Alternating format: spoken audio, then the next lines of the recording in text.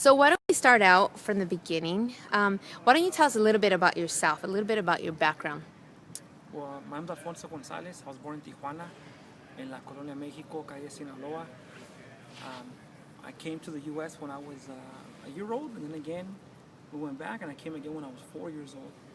And we came to Santa Ana, California, and then we lived in El Monte, and eventually we came to Riverside. And I'm a first generation high school graduate, first generation college student, and I'm here at my beautiful alma mater, RCC. Yay! Um, I was never a good student, ironically. I graduated high school with a 1.7. I went to 4 different high schools in Riverside.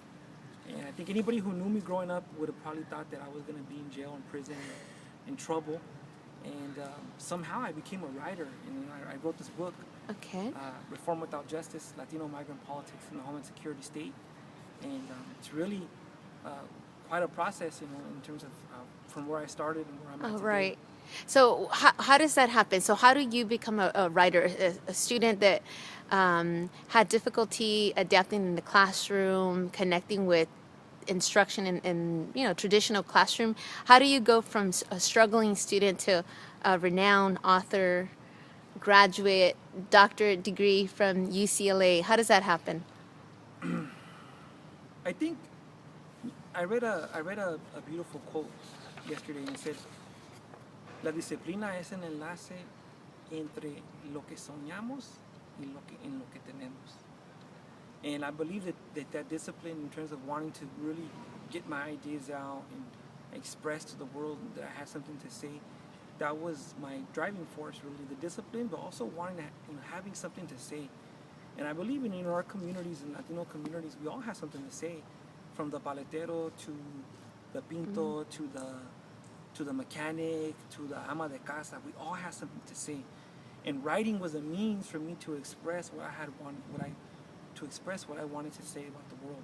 So writing became a process for me to express myself, and it became something that I had to struggle with, but that eventually I think it's not something you can ever master, but it's something that I definitely got a lot of control over, and I feel very comfortable writing and sharing my writing these days, and it's something that it's really been a beautiful process for me.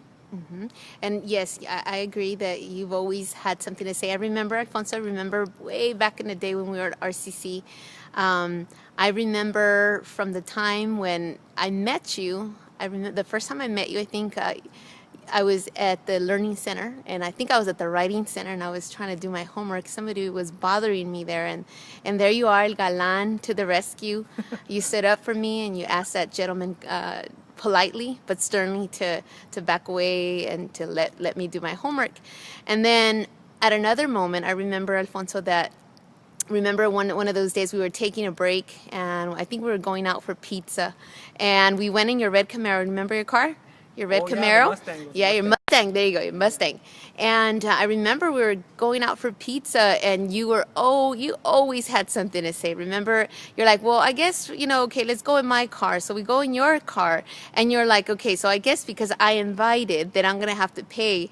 And I'm like, well, yeah, that's only the appropriate thing because you're a Yeah. gentleman. Otherwise, And then you're like, yes, but how do we struggle with this? Because women always wanted the what would you say, that women want to be independent. independent, and so how do you want to be independent but yet want me to be a gentleman at the same Oh time? So yeah, you are absolutely. always looking at the relationships and how the policies and how maybe what do you call it, traditions always fell into place, and sometimes how they contradicted. So I've always noticed that about you, and I always found that to be so interesting. And you continued on, and you picked a field that is very difficult, I think, political science, especially Latino politics. Yes. So tell me, how did you gauge in that realm that is really difficult for someone, especially like a student like you that was struggling, and then you take on, writing, and you continue at RCC, you get your bachelor's degree. So how did that happen? How did that development happen? Like I said, I always had something that I wanted to say about the world and what was happening around me. And even though I had come to the U.S. at a very young age, I think that I was struggling with my identity as a migrante. I grew up in a Chicano neighborhood Most of my friends were Chicanos, and even if they were born in Mexico, they acted like they were born here. And I had a lot of frustration about that, growing up and just wondering, I remember asking my mom, ¿qué somos, Latinos? And I liked the word Latino because it didn't say Mexican. It was like Latino sounded somehow a little cooler than Mexican. And I was like, Mom, ¿qué somos? Somos Latinos, somos Hispanos. And she was like, no, pendejo, somos Mexicanos, like very, very clear to her. And so I've always had these inquietudes, right? These comforts with things. But I didn't know how to express them. And writing became a way to express them. And, like I said previously, I think a lot of people in our community they want to express themselves, but they don't have the means to express themselves in a way that's really validated by the society. The kid that writes on the walls, the guy that does tattoos, the woman that writes poetic things in her diary. They all have something to say. They just don't have a way of saying it that has been validated in this community. So now I have this book with Oxford University Press, and Oxford University Press validates what I have to say. But I don't think it's any different than what someone else has to say. Granted, I have years of training of studying political science, my master's, my PhD. All that gave me the tools to sharpen my analysis about what I have to say. But at the end of the day, I think human beings are expressive creatures, and we've been looking for a way to express ourselves for thousands of years. Okay.